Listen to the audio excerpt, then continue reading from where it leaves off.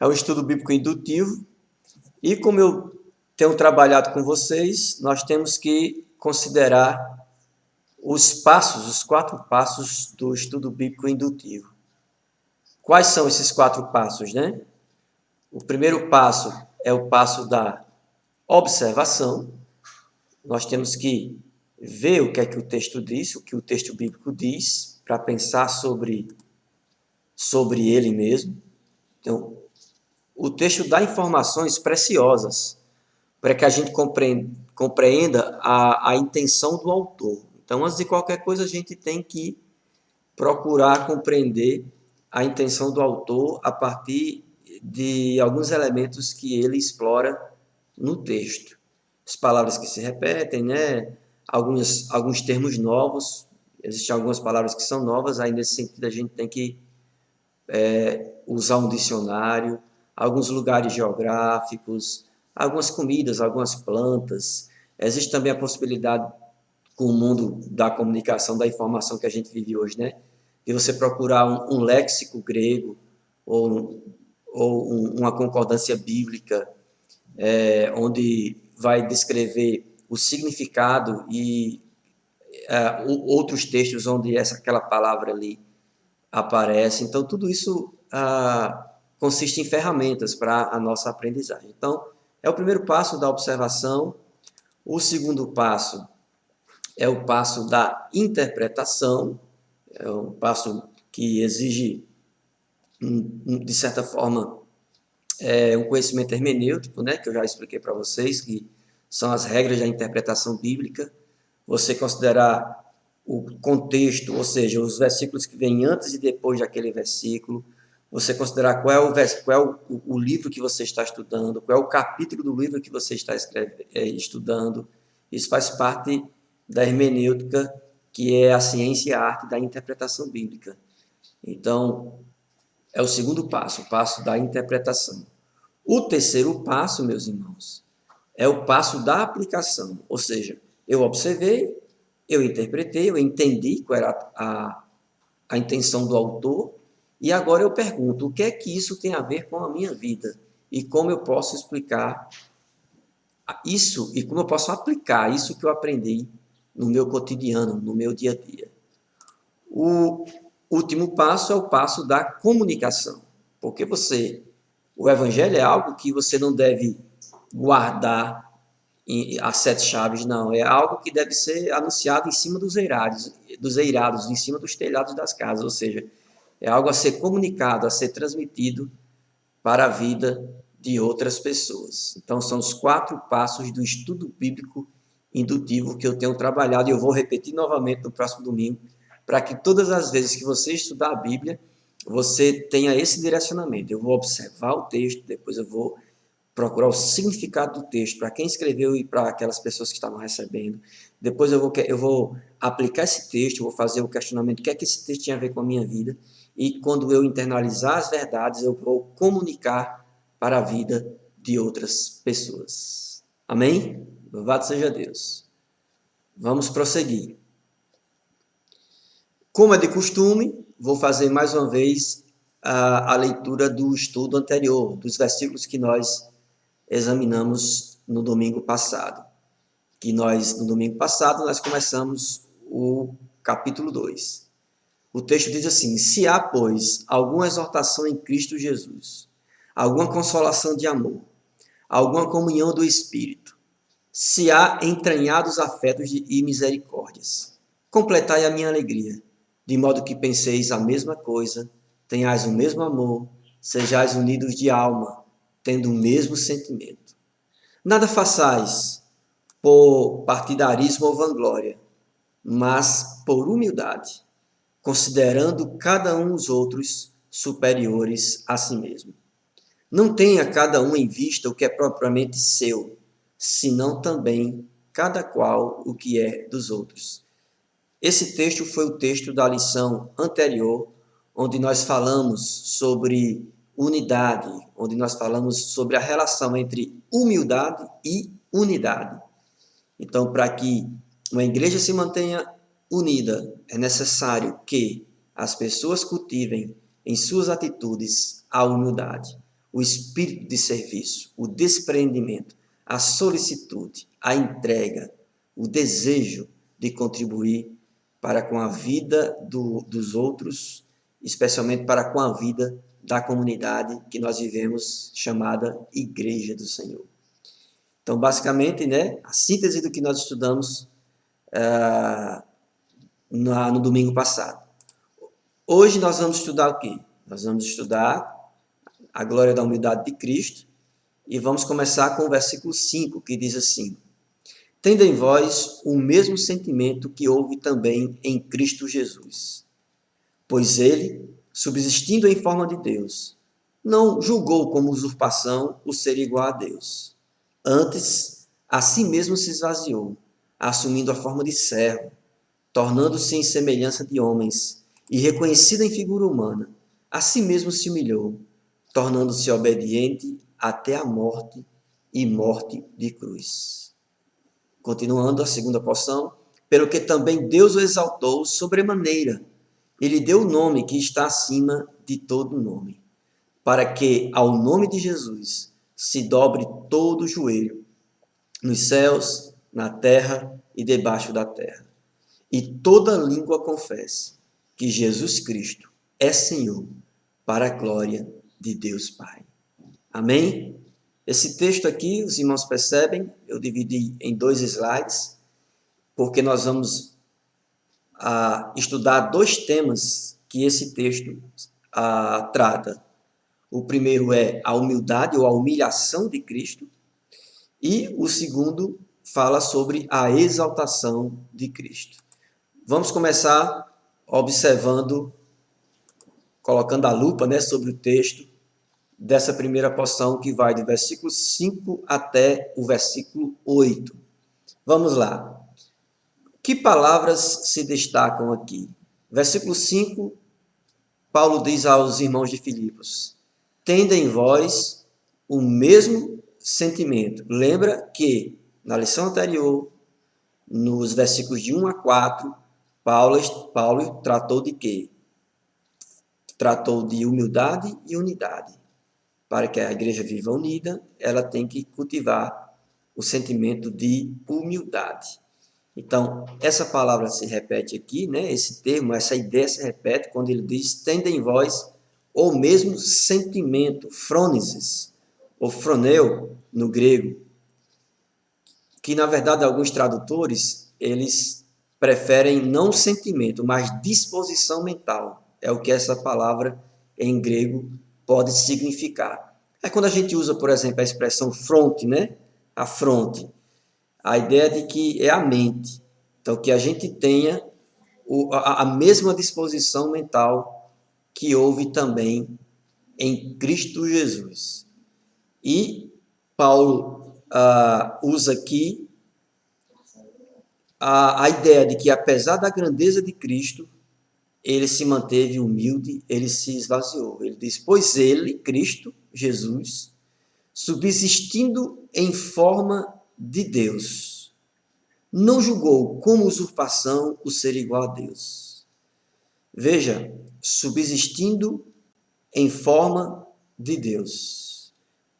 Eu grafei aí em amarelo essa expressão porque ela é muito significativa para nós compreendermos todo o texto e para nós compreendermos, sobretudo, a divindade de Jesus Cristo. E nesse período de observação do texto, a gente pode fazer o seguinte exercício.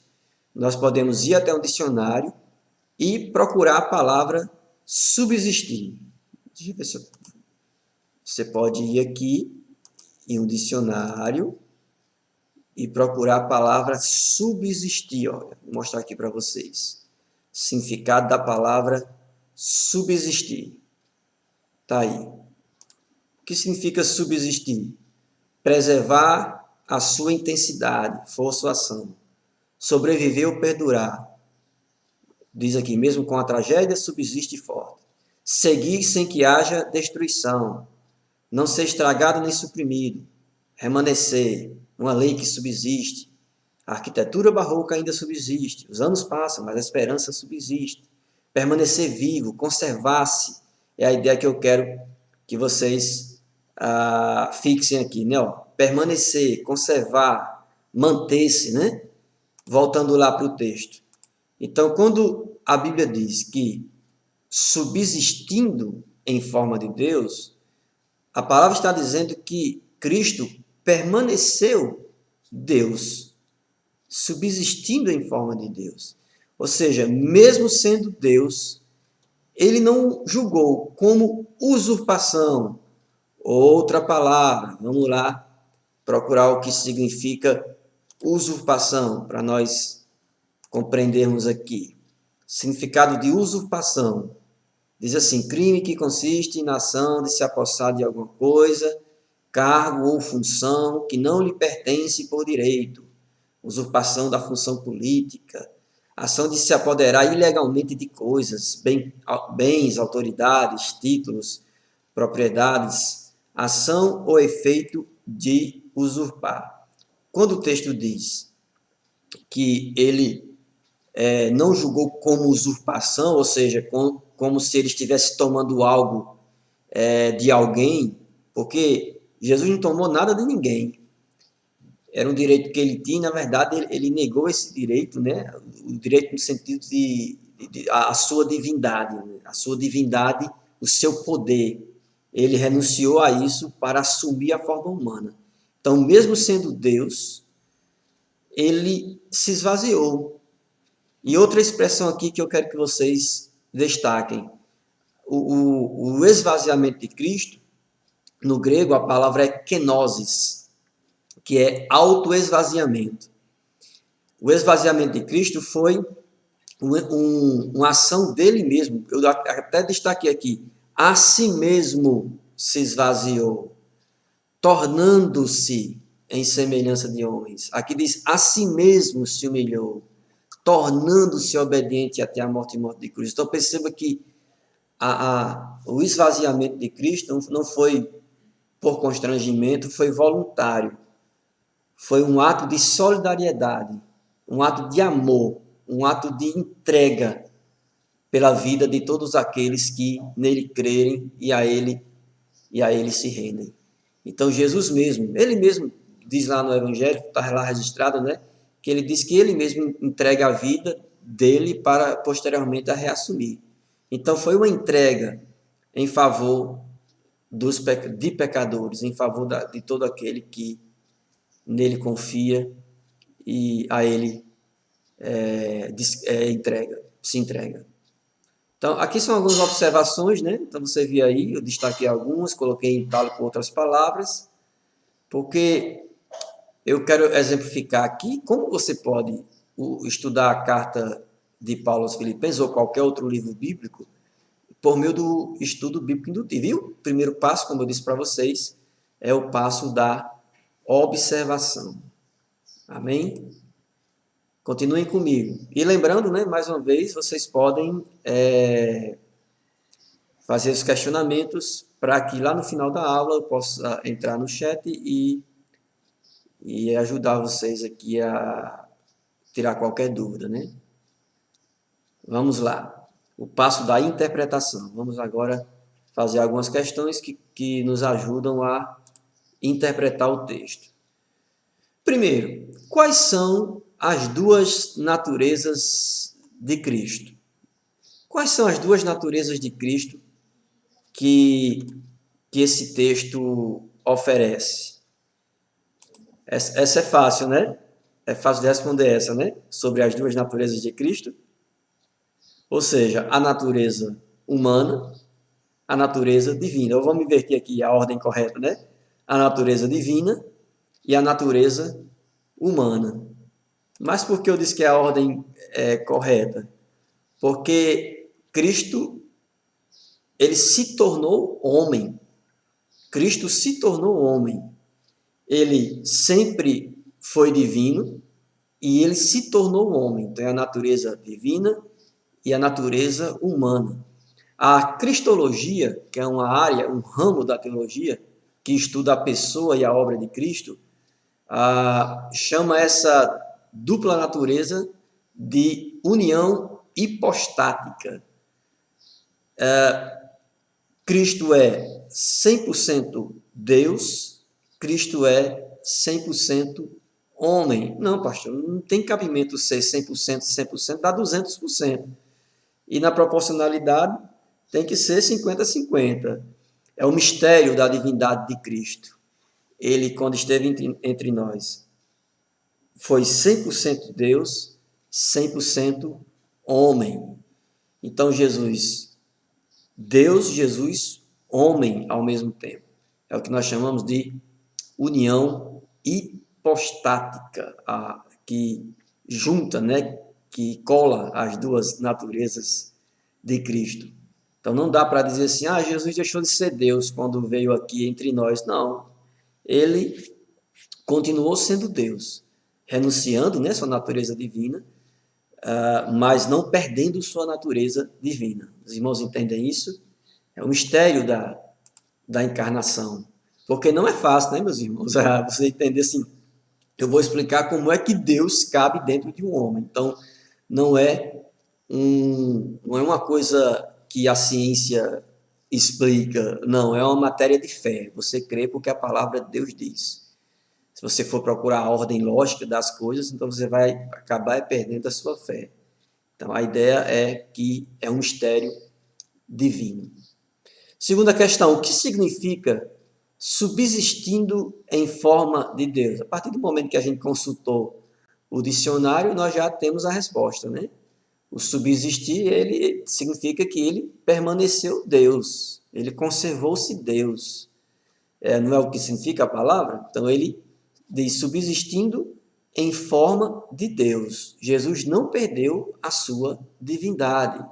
Tem outros textos aí que vocês podem posteriormente consultar. Colossenses 1, 15, 16 e 17 vai falar que Jesus é a expressão exata do ser de Deus. Hebreus também diz que por meio de Jesus Deus fala, ele é a expressão exata, ele revela a plenitude da pessoa de Deus também. Esse texto de Hebreus aponta para isso. Vocês podem posteriormente consultar. Terceira questão, Jesus é igual a Deus, de acordo com esse texto? Sim, Jesus é igual a Deus. Ele diz, eu e o Pai somos um. Quem me vê a mim, vê o Pai. Então, Jesus é Deus, uma pessoa da Trindade, Pai, o Filho e o Espírito Santo. Não são três deuses, mas três pessoas, um único Deus. Então, Jesus é igual a Deus. Quando você olha para as Escrituras, você vê isso em diversos momentos das profecias, em diversos momentos das epístolas de Paulo, no próprio Evangelho, o próprio Cristo se afirmava. Foi ele que disse lá em João 10:30, né? Eu e o Pai somos um. Quando ele diz assim, eu sou o caminho, a verdade e a vida, ninguém vem ao Pai, ele não usa a expressão vai, viu? Ele usa a expressão vem. Ninguém vem ao Pai, senão por mim. Ora, como assim vem ao Pai? Quem vai até Cristo vai até o Pai. E quem é o Pai? É Deus. Então, o Pai é Deus, o Filho é Deus, o Espírito Santo é Deus. Não são três deuses, mas um único Deus em três pessoas. Então, Jesus é igual a Deus. Quarta questão. Explique a palavra esvaziou-se, que é a kenosis, no grego, que eu falei para vocês. Cristo se esvaziou da deidade? Ele deixou de ser Deus? A resposta é não. Então Cristo trocou a divindade pela humanidade. A resposta também é não.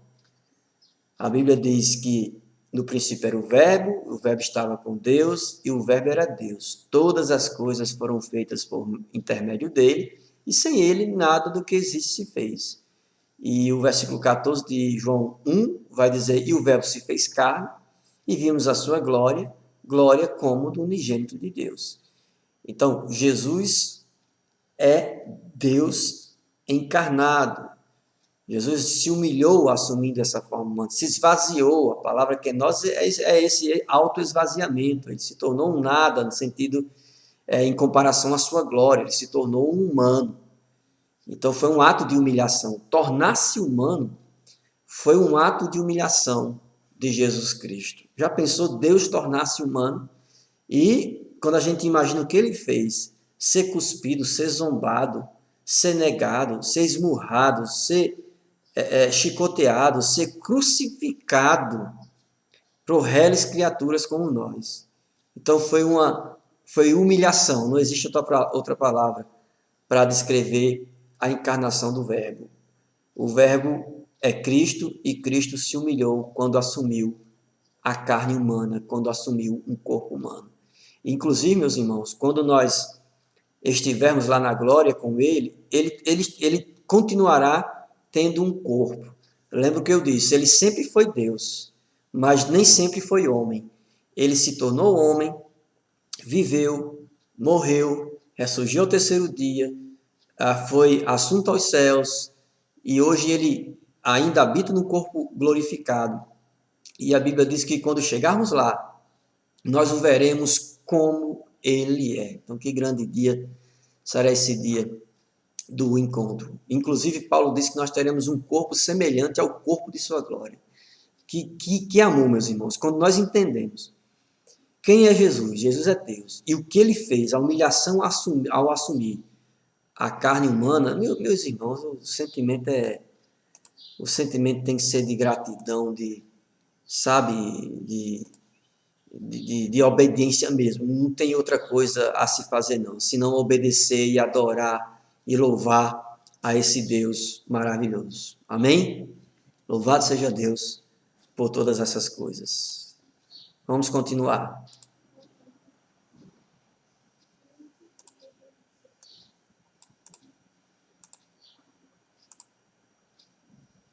Veja aqui. Algumas coisas já destaquei, né? O sentimento, a froneses, que é a disposição mental de Cristo. Expliquei o que significa subsistir em forma de Deus. Ele se manteve Deus. Ele não teve orgulho nem ostentação. Ele não julgou como usurpação. Ele não tomou uma coisa que pertencia somente a Deus. Não, ele renunciou a um direito. Ele foi uma atitude de si mesmo, está aqui que eu destaquei, essa atitude de esvaziamento, a kenosis, foi uma iniciativa dele mesmo. Ele se esvaziou, se humilhou assumindo forma humana, ele tornou-se em semelhança de homens. E ele foi reconhecido em figura humana, todos viram ele com os próprios olhos, né? A primeira epístola de João, capítulo 1, versículo 1, 2, 3, fala sobre isso, né? Que os olhos dos apóstolos viram a Cristo, as mãos dos apóstolos apalparam a Cristo, os ouvidos dos apóstolos ouviram a voz de Cristo. Uma experiência maravilhosa. Então, Cristo se encarnou sim. Não é reencarnação, viu? Nem encarnação, não. É encarnou-se. Cristo encarnou-se, Deus assumindo forma de um homem. E claro, João também, quando fala sobre, destaca a divindade de Cristo e a humanidade da encarnação de Cristo, João estava combatendo heresias que já existiam na época, viu?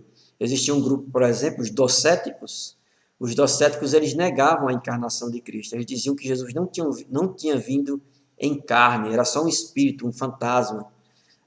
Ele tinha a aparência de um homem, mas não era homem. Então, sutilmente, os docéticos queriam negar que Deus ocupou, que Deus se tornou corpo, que Deus assumiu figura humana. É uma heresia. Negar a encarnação de Cristo é um erro. E quem nega a encarnação de Cristo, nega o próprio Cristo revelado nas Escrituras. Essa pessoa não tem salvação para quem nega a encarnação de Cristo. O texto diz que ele se humilhou, no versículo 8 aqui, e ele tornou-se obediente até a morte e morte de cruz. Os irmãos conseguem enxergar a concatenação das ideias, a maneira como Paulo organiza, né? Ele diz, olha, Jesus é Deus, mas ele não se vangloriou, Jesus não foi prepotente, Jesus não foi orgulhoso, sabendo que era Deus. Ele tinha consciência de sua divindade, seu direito divino. Só que ele reconheceu, ele renunciou esse direito. Para quê? para se humilhar em figura humana.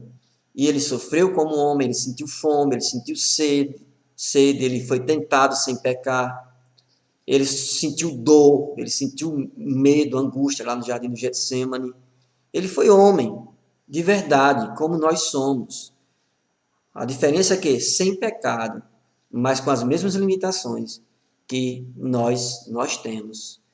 E o grande finale aqui do argumento de Paulo é esse versículo 8, quando ele diz que ele a si mesmo se humilhou. Se humilhou como, Paulo? Tornando-se obediente até a morte e morte de cruz. Obedeceu do início ao fim, e o fim foi um fim humilhante.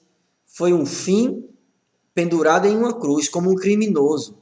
Porque no período do Império Romano, só morria de cruz os assassinos, os latrocidas, ou alguém que queria promover rebelião contra o Império Romano, sedição no Império Romano.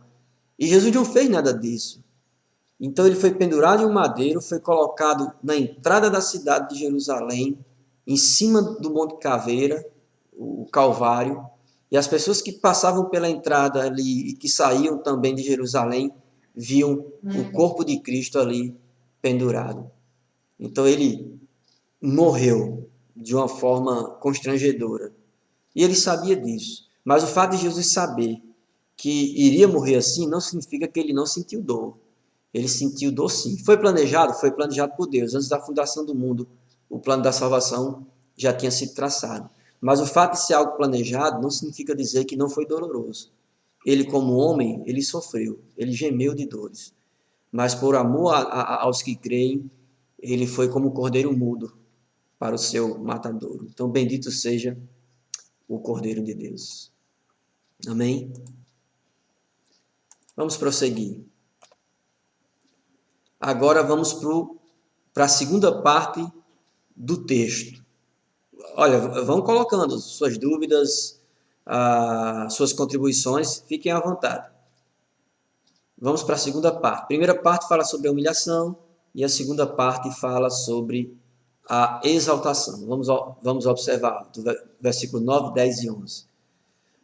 Pelo que também Deus o exaltou sobremaneira e lhe deu o nome que está acima de todo nome, para que ao nome de Jesus se dobre todo o joelho, nos céus, na terra e debaixo da terra, e toda língua confesse que Jesus Cristo é Senhor, para a glória de Deus Pai.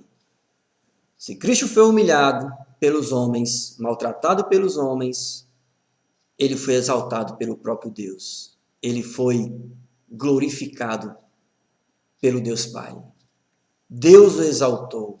Deus lhe deu um nome que está acima de todo nome.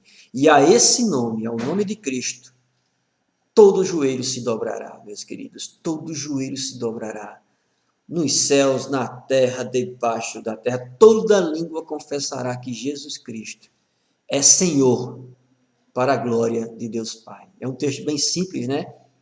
De se entender, versículo 9, 10 e 11, e claramente é perceptível o Pai exaltando a Cristo após o seu sofrimento. Vamos interpretar o texto e compreendê-lo com maior profundidade. Vamos lá. Existe alguma relação entre a humilhação de Jesus e a sua exaltação? Que princípio geral esse texto nos ensina? Os irmãos lembram qual é o princípio geral que esse texto nos ensina? A relação entre humilhação e exaltação, a relação entre humilhação e exaltação. Mas qual foi a relação? Cristo veio, humilhou-se, mas a história de Cristo, o final, a conclusão da encarnação, não é uma tragédia triste, não é um cenário obscuro ou angustiante. A história de Cristo não terminou na cruz. A história de Cristo não terminou na cruz. Ele foi exaltado. Após 3 dias morto, o Pai ressuscitou a Jesus Cristo, nosso Senhor e Salvador. É uma história de glória. A vida de Cristo não termina no Calvário. Termina sendo elevado sob as nuvens, com a promessa de que Ele virá. Da mesma forma como subiu, o Cristo virá sob as nuvens, e todo olho verá, e toda língua confessará, e todo joelho se dobrará diante do Senhor. Mesmo aqueles que o negaram, aqueles que o zombaram, que zombaram de seu nome e de sua vida. Agora, qual é o princípio, meus queridos? O princípio geral: os humilhados serão exaltados. Nós estudamos na quarta-feira. Humilhai-vos sob a potente mão do Senhor, e Ele, a seu tempo, vos exaltará, assim como fez com Cristo. Então, meus queridos, quando vocês se sentirem constrangidos, humilhados, não se desanimem.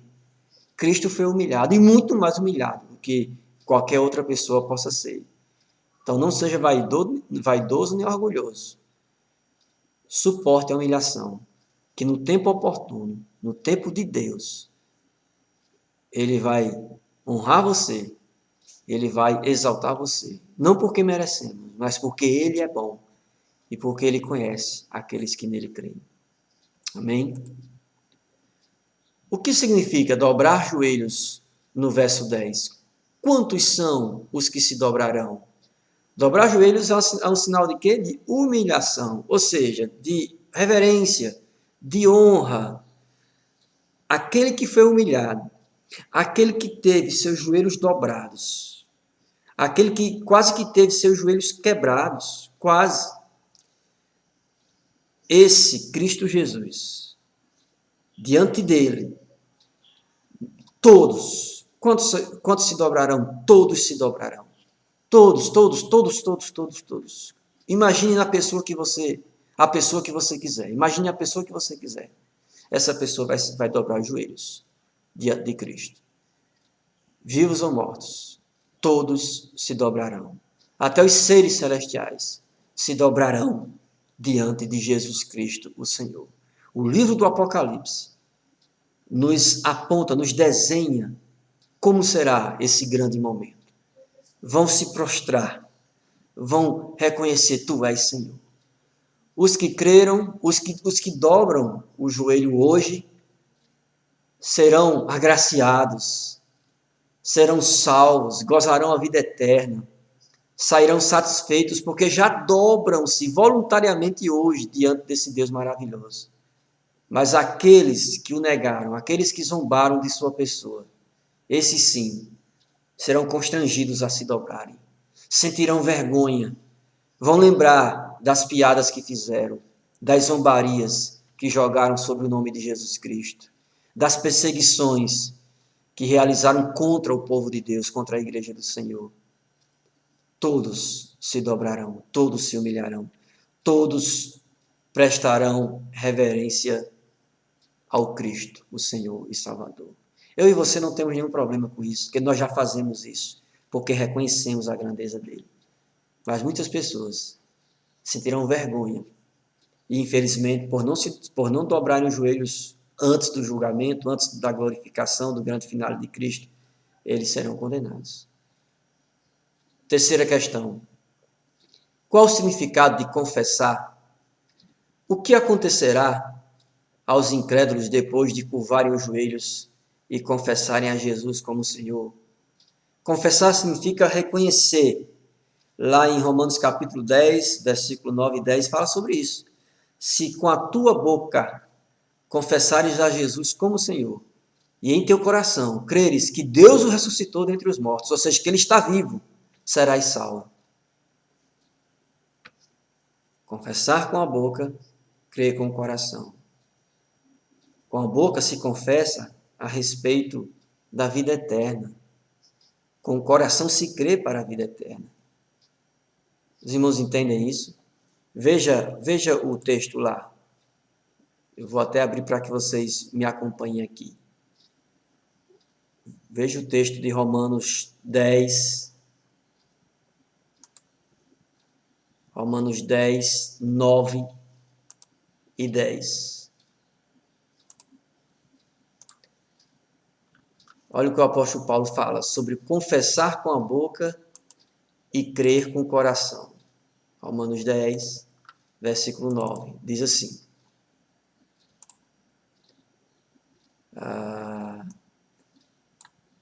Está aqui, ó, vou até selecionar para vocês. Se com a tua boca confessares Jesus como Senhor, e em teu coração creres que Deus o ressuscitou dentre os mortos, serás salvo. Porque com o coração se crê para a justiça, e com a boca se confessa a respeito da salvação. Os irmãos acreditam nisso? Acredita com certeza, né? Está aqui, é palavra de Deus. Confessar com a boca a Jesus como Senhor. Crer que Ele está vivo, que Ele não ficou no túmulo, pelo contrário, que Deus ressuscitou dentre os mortos. Quem faz essa confissão e quem crê com o coração será salvo. Porque com o coração se crê para a justiça e com a boca se confessa a respeito da salvação. Louvado seja o Senhor. Amém, meus irmãos? Vamos lá, para nós concluirmos. O que acontece se confessarmos a Cristo como nosso Senhor hoje? Acabei de ler. Seremos salvos. Veja esse outro texto também, porque esse texto de Mateus 10, 32, e também tem o versículo 33, que vai seguir a mesma ordem, ele fala sobre quem confessa e quem não confessa, o destino de quem confessa e o destino de quem não confessa. Veja a diferença aqui. Vamos lá para a Bíblia. Mateus 10 e 32. Mateus 10, 32 e 33. Veja o que o texto diz aqui, ó. Mais uma vez vou gravar aqui, ó. Vou marcar aqui, destacar para vocês lerem com calma. Portanto, todo aquele que me confessar diante dos homens, também eu confessarei diante de meu Pai, que está nos céus. Mas aquele que me negar diante dos homens, também eu negarei diante de meu Pai, que está nos céus. Então, quem confessa a Cristo diante dos homens, diante de Deus, como Senhor e Salvador de sua vida, o mesmo Cristo vai justificá-lo, vai declarar inocente diante do Pai. Por quê? Porque creu no sacrifício dele e obedeceu a ele como Senhor. E é um Senhor que não apenas é servido pelos servos, é um Senhor que salva os seus servos, aqueles que o confessam como Rei de suas vidas. Por outro lado, aquele que negar a Cristo diante dos homens, também eu o negarei diante de meu Pai, que está nos céus. Meus queridos, tem um detalhezinho interessante aí, né? Porque é confessar diante dos homens. Claro, diante de Deus, você pode confessar no seu quarto, caminhando, dirigindo. Você pode dizer, Jesus, eu entrego minha vida, eu reconheço, eu me coloco totalmente como servo seu. Eu confesso, eu reconheço, eu entrego, eu me rendo ao Senhor e quero obedecê-lo até o fim. Você pode fazer essa oração diante de Deus. Mas se você fizer essa oração diante de Deus, essa oração, essa entrega vai repercutir na vida de outras pessoas e diante de outras pessoas. Por isso que o texto de Mateus 10, 32 diz confessar a Cristo diante dos homens. Quem se envergonha de Cristo, o próprio Cristo também se envergonhará dele, dessa pessoa, quando for no tribunal. Então, se você confessar a Cristo diante dos homens, não ter vergonha de afirmar que é um cristão, que é um crente, que é alguém que tem uma visão de mundo fundamentada na palavra, o próprio Cristo vai estar com você, aqui, agora, como também na eternidade. Mas se você se envergonhar, se você negar a Cristo, com palavras e atitudes, ou até mesmo com o silêncio, também você vai padecer o silêncio de Deus. O julgamento de Deus será o julgamento condenatório para todo aquele que não confessa a Cristo como Senhor e Salvador, né? Que ele não encontre entre nós ninguém que tenha vergonha dele. Amém, meus queridos? Não tenha vergonha. Confesse Cristo diante de sua família, diante dos colegas de trabalho, seus colegas de sala de aula, seus vizinhos. Não se envergonhe. Diga que Cristo é o seu Senhor. Deus o exaltou. Deus exaltou esse Cristo maravilhoso. O texto é claro. Deus lhe deu um nome que está acima de todo nome. Ao nome desse Cristo, todo joelho se dobrará, toda língua confessará. E tudo isso para quê? Para a glória de Deus Pai. Para que o próprio Deus seja adorado, glorificado por toda a criatura. Amém, meus queridos? Veja essa capa aí. Essa capa é de um livro em inglês. Eu coloquei essa imagem aqui, né? Pela capa mesmo. Achei muito interessante. Kenosis de Deus, né? Tá aí o título em inglês. A autolimitação de Cristo. Aliás, a autolimitação de Deus. Pai, Filho e Espírito Santo. David Williams. O que eu gostei dessa capa é essa linha. Porque ela descreve o quê, né? Ó, humilhação e depois da cruz, o quê? A exaltação. Né? O formato de V aí. O V que primeiro desce para baixo, a humilhação de Cristo, e depois é exaltado. Veja aqui. A coroa da humilhação, os cravos da humilhação, e posteriormente, ó, a coroa de ouro do Rei Jesus Cristo. Primeiro ele foi humilhado. Primeiro colocaram a coroa de espinhos, cuspiram em seu rosto, deram-lhe com um caniço em sua cabeça, furaram a sua lateral com a lança, zombaram dele. Mas, meus queridos, esse Cristo que foi crucificado, esse Cristo que teve seu corpo perfurado de diversas formas em diversos lugares, esse Cristo, ele vai ser exaltado. Essa humilhação de Cristo foi vista pelo Pai, e o Pai o exaltou e lhe deu um nome que está acima de todo nome. Que verdade maravilhosa, sabe, meus irmãos? Então, quando você se sentir humilhado, constrangido, lembre do que Cristo sofreu. Lembre. Você vai ver, você vai chegar à conclusão que não é nada o que você sofre em relação ao que Cristo sofreu. Porque o sofrimento de Cristo não foi apenas um sofrimento físico. Foi um sofrimento também emocional, espiritual. Porque Cristo sabia que ele era Deus. Ele era consciente dessa verdade. Então imagina aí, você todo poderoso e sofrendo humilhação, zombaria de pecadores malditos e condenados, e você ali sofrer calado e ainda mostrar um olhar de amor, atitudes de sacrifício. Que grande pessoa é o Senhor Jesus Cristo. Está aqui alguns símbolos também, algumas imagens que eu escolhi. A cruz de Cristo, o trono de Cristo. Toda língua confessará e toda boca confessará ao Cristo Senhor. Todo joelho se dobrará. Homens, mulheres, pessoas ricas, pobres, pessoas com alto grau de estudos, doutores, também analfabetos, toda língua confessará, todo joelho se dobrará diante de Jesus Cristo.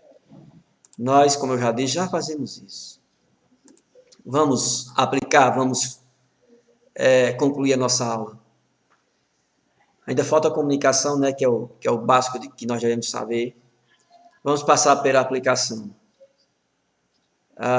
Qual disposição mental devemos ter ao olharmos para Jesus? Qual disposição mental? A disposição de humildade, de serviço, esvaziar-se de nossa vaidade, de nosso orgulho. Aí a pergunta é, você tem essa atitude? Você tem essa atitude? Será que nós, como cristãos, as pessoas quando olham para nós, veem humildade em nossos atos? Segunda questão, você é uma pessoa humilde? O que você renuncia para servir a Deus e aos seus irmãos? Eu até disse na aula anterior, né, que quando alguém se diz humilde, já deixa de ser, né? Só Cristo poderia dizer, aprender de mim que sou humilde. Mas quando alguém diz assim, eu sou muito humilde, eu sou uma pessoa muito humilde, é tão humilde que diz que é muito humilde, né? Eu sou uma pessoa muito humilde. Então, como eu gosto de dizer, quem é humilde não diz que é humilde. As pessoas é que veem a renúncia, o desprendimento, o desapego e a vontade de servir aos outros. Isso é humildade. Qual a principal lição que você aprendeu no estudo de hoje? Escrevam aqui no chat qual a principal lição que você aprendeu no estudo de hoje. Eu queria ver algum comentário de vocês sobre isso. Estamos concluindo aqui. Qual a principal lição que você aprendeu no estudo de hoje? Escreve aí. E o passo da comunicação, que é o último passo, converse com outras pessoas da igreja sobre o assunto. Converse sobre humildade. Quando a pessoa diz assim, não, eu quero carregar móveis, eu quero limpar chão, eu quero tocar de graça, eu vou gastar meu combustível no meu carro, o meu tempo, eu vou lá dar nada a ninguém, distribuir cesta básica. Se esse tipo de pessoa está na igreja, tem que rever a fé. A fé cristã não é assim. A fé cristã é humilde, é desprendida. Então, converse com outras pessoas da igreja sobre o assunto. Se você perceber que aquela pessoa é vaidosa, é consumista de religião, diga, olha, está na hora de parar de consumir, de ficar sentado naquele banco e se dispor e contribuir financeiramente, contribuir com tempo, contribuir com atenção às pessoas. Isso é o reino. O reino é dos humildes. Publique em suas redes sociais algo relacionado ao tema. Está aí uma lição que eu quero que vocês façam. Publique alguma coisa, alguma imagem, algum versículo, para que as pessoas reconheçam o valor da humildade de Cristo e também a grandeza de sua pessoa. E lê o texto para alguém de sua casa, hoje mesmo. Pode ler para sua mãe, hoje dia das mães, né? Lê esse texto, essa palavra, ministre uma palavra de amor, de orientação, de exaltação também, claro, né, a pessoa de Jesus Cristo. Então, aqui 3 tarefas que você pode fazer para comunicar o que você aprendeu hoje. Essa imagem eu gosto muito, né, a kenosis é o esvaziamento de Cristo. Então, Cristo, ele abdicou de sua glória ali, de sua ira vingadora, porque Cristo poderia muito bem exterminar todos aqueles que blasfemaram contra ele. Mas dentro do seu projeto, dentro da missão divina que ele recebeu, ele foi obediente até a morte, e amou os seus e amou até ao fim, morte de cruz. É isso, meus queridos. Eu me sinto muito edificado com esse texto de Filipenses, capítulo 2, versículo 5 ao 11. Eu espero que você também tenha sido edificado. Amém? Agora, como foi combinado, né, eu vou ler aqui, caso haja alguma coisa aqui. Pronto, tem um comentário aqui. Ariel comentou aqui. Deixa eu ver se eu consigo. Vocês conseguem ver, né? Vocês conseguem ver aí o comentário? Consegue, Mônica, aí na televisão? Pronto.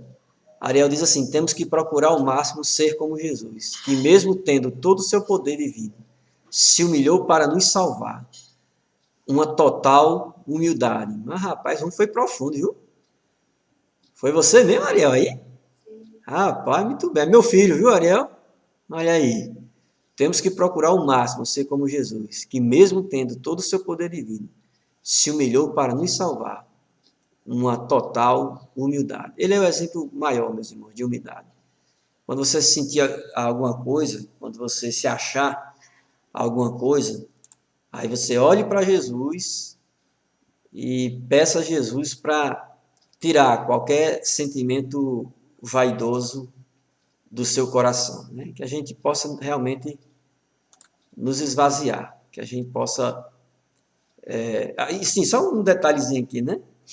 Quando eu digo assim, que a gente possa nos esvaziar, eu não estou querendo dizer que a gente tem que se esvaziar como Cristo ou conforme a natureza de Cristo. Cristo se esvaziou no sentido de sua divindade. Ele é Deus, nós não. Quando eu falo em nos esvaziar, eu falo de tirar de dentro de nós o orgulho, a ambição por ser servido, a vaidade, a prepotência, o desejo de ostentação, o desejo de ser louvado pelos homens. É nesse sentido que eu falo de nos esvaziar, né? A nossa kenosis é diferente da kenosis de Cristo, né? Cristo se esvaziou de sua divindade, né? De seus direitos divinos, digamos assim. Nós não, nós temos que nos esvaziar de nossos pecados, de pecados relacionados ao ego, ao desejo de ser maior do que os outros. Não. Para servir a Deus, meus queridos, precisamos deixar esse nosso orgulho, essa nossa vontade de ser visto pelos homens. Fabrício colocou assim: saber que Cristo se humilhou por nós nos encoraja a nos humilhar por Ele e servi-lo em amor. Amém, Fabrício, é verdade. Olhar para Cristo encoraja-nos a nos humilhar, a dobrar os joelhos e, sobretudo, a servir, a estender as mãos a quem precisa de nós. Paloma escreveu assim: se esvaziar de coisas que não agradam a Deus e se encher do seu amor e sua graça. Exatamente, Paloma, você me chamou a atenção aqui para uma coisa que eu não tinha observado, porque eu falei muito em se esvaziar, mas a gente pergunta assim, a gente questiona: eu vou me esvaziar, mas eu vou colocar o que dentro, no lugar daquilo que eu tirei? O que é que vai preencher o lugar vazio que ficar? E você colocou aqui o amor e a graça divina, os frutos do Espírito Santo. Entende, meus irmãos? Tira coisa ruim, mas coloca coisa boa. Larissa escreveu assim: devemos servir humildemente a Deus, numa prática que se dá por meio do serviço ao outro, com ações e palavras de encorajamento. Exatamente, Larissa, especialmente nesse período que a gente está vivendo, né? Quantas pessoas precisam ser servidas, quantas pessoas precisam serem socorridas até, e quantas pessoas precisam de palavras de encorajamento, sabe? Palavras de consolo, de motivação. Pessoas que perderam entes queridos com o Covid, pessoas que sofreram muito e ainda estão sofrendo. Inclusive, eu até peço oração pelo pastor Guilherme Penha, que é um amigo meu lá do Rio de Janeiro. Essa semana ele orou por mim, a gente conversou um pouquinho aqui, depois ele me informou que ele perdeu um parente, né, devido a essa doença. E eu disse: vamos orar por você, que Deus console e faça toda a família descansar nele, porque graças a Deus a pessoa era uma cristã, uma pessoa convertida a Cristo. Amém, meus irmãos? Podemos terminar. Louvado seja Deus, né, por esse texto, a riqueza desse texto. Espero que no próximo domingo a gente possa estar junto novamente, com a Bíblia aberta, seguindo o método indutivo, nos mergulhando, que a gente possa mergulhar em cada verdade dessa. E, sobretudo, aplicar e comunicar essa verdade. Lembra, observar a palavra, interpretar a palavra, aplicar a palavra e comunicar a palavra que nós tínhamos aprendido. Amém?